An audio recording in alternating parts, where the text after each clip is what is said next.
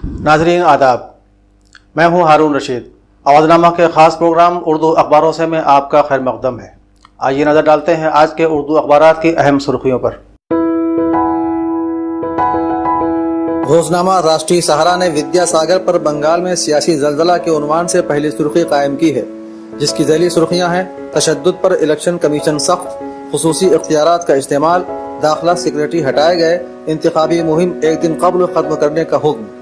दूसरी अहम सुर्खियों में हाफिज सईद का करीबी अब्दुल रहमान गिरफ्तार और कमल हासन के बयान मैंने वही कहा जो तारीखी सच था को नुमाया किया गया है। साथ ही रायबरेली में तहरीक अदम एतमाद के दौरान तशद्दुद के हवाले से प्रियंका गांधी का बयान अब ये लड़ाई हमारी है, और अखिलेश सिंह यादव के बयान भाजपा की बुनियाद झूठ पर मबनी को भी पहले सफ़े पर शाये किया गया है। सफ़ा 3 पर मायावती का बयान गुजरात में मोदी की विरासत मुल्क पर सियाह धब्बा है को नुमाया किया गया है। अपने इदारिये में राष्ट्रीय सहारा मज़ाक की सियासत के उन्वान के तहत लिखता है कि मोदी की जगह कोई भी वजीर आजम होगा वो मोदी से इंतकाम जरूर लेगा। नितिन गडकरी का तो हाल ही में बयान भी आ चुका है कि बीजेपी का नाम मोदी नहीं है, मोदी की काबीना के लोग भी वक्त आने पर बागी हो सकते हैं। इदारती सफ़े पर ही तारिक अनवर का मजमून, पार्लियामेंट्री सिस्टम, अटल जी और वजीर आजम की तकारीर, डॉक्टर सैयद जफर महमूद का मजमून, लोकसभा इलेक्शन 2019 आखिरी दौर की कद्र समझें, और डॉक्टर जफर कासमी का मजमून आम इंतखाबात, मौजूदा हालात और टाइम मैगजीन का तज्जिया शाये हुआ है। रोजनामा अवधनामा ने भी कोलकाता फसाद पर इलेक्शन कमीशन के सख्त होने को पहली सुर्खी बनाया है। इसी खबर के बॉक्स में ममता बनर्जी के बयान, इलेक्शन कमीशन का फैसला गैर जमहूरी और गैर आईनी भी शाये किया है।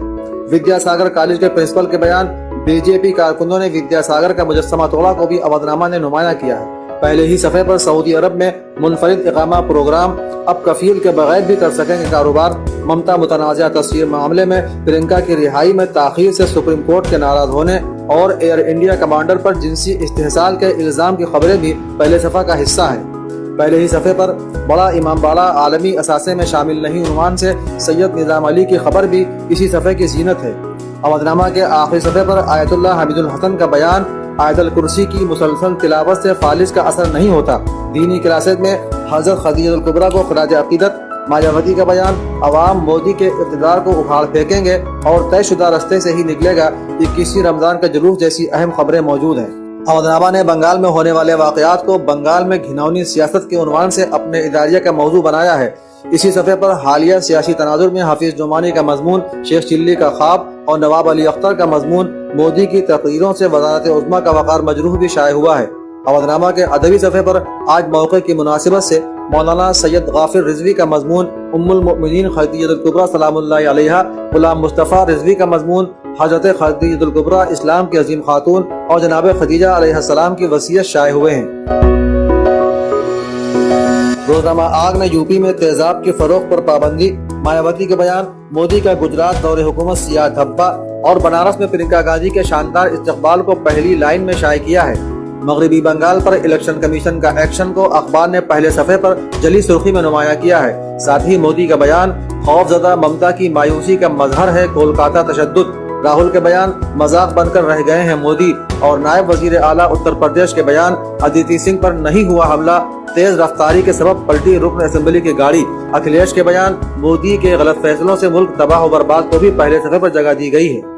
आग ने अपने इदारिये में हिंदुस्तानी फौज को गैर मेयारी गोला बारूद की फराहमी के ताल्लुक से लिखा है कि मोदी हुकूमत जो मुसलसल 5 बरसों में फौज की इज्जत अफजाई और उसको तमाम तर जदीद सहूलियात से आरास्ता करने का दम भरती रही है, गोला बारूद के गैर मेयारी होने का मामला इस तरफ इशारा है कि फौजी जंगी आलात में इस्तेमाल होने वाली अशिया के मेयार पर गौर नहीं किया गया।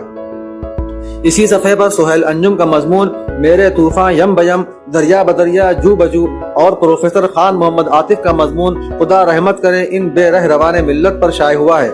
आग के अदबी सफ़े पर सैयद आसिफ अख्तर नकवी का अफसाना बहरूब और शहरयार की गज़ल, साथ ही जोश मलिहाबादी और फरहत कादरी पर मज़ामीन की आखिरी किस्तें भी शाये हुई हैं। रोजनामा सहाफत ने भी मगरबी बंगाल में होने वाले तशद्दुद के नतीजे में इलेक्शन कमीशन के सख्त होने को मगरबी बंगाल में एक दिन पहले खत्म होगी इंतखाबी मुहिम के उन्वान से पहली सुर्खी बनाया है। साथ ही मोदी के बयान, अपोजिशन मनफी सोच के साथ जबकि एनडीए मुल्क की सलामती और तरक्की के मामले पर लड़ रहा इलेक्शन।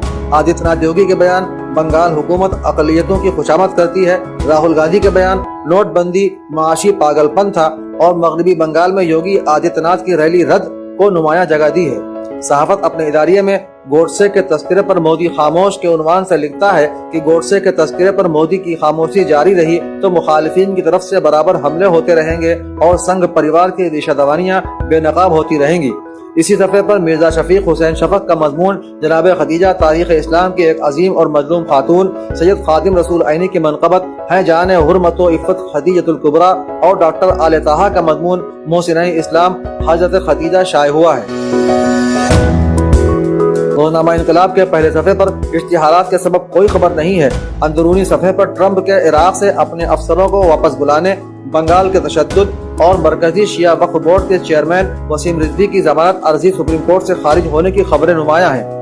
اپنے اداریے میں انقلاب نے نئی سیاسی تگودو کے عنوان سے لکھا ہے کہ بی جے پی کے لیے حکومت سازی کا جو راستہ اتر پردیش سے ہو کر گزرتا ہے اسے B S P, S P اتحاد اور کانگریس کی غیر اعلانیہ مفاہمت سے مسدود کر دیا ہے۔ اس لیے 23-24 مئی کو الیکشن کے نتائج آ جانے کے بعد بھی جنگ ختم نہیں ہوگی بلکہ حکومت سازی کے لیے ایک نئی جنگ کا آغاز ہوگا جس کی کوششیں تیزتر ہوتی جا رہی ہیں۔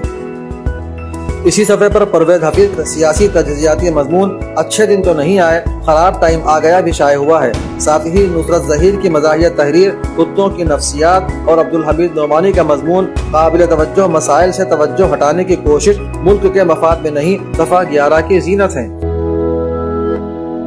ناظرین، یہ تھیں آج کے اردو اخبارات کی اہم باتیں۔ اب ہارون رشید کو اجازت دیجیے۔ خدا حافظ۔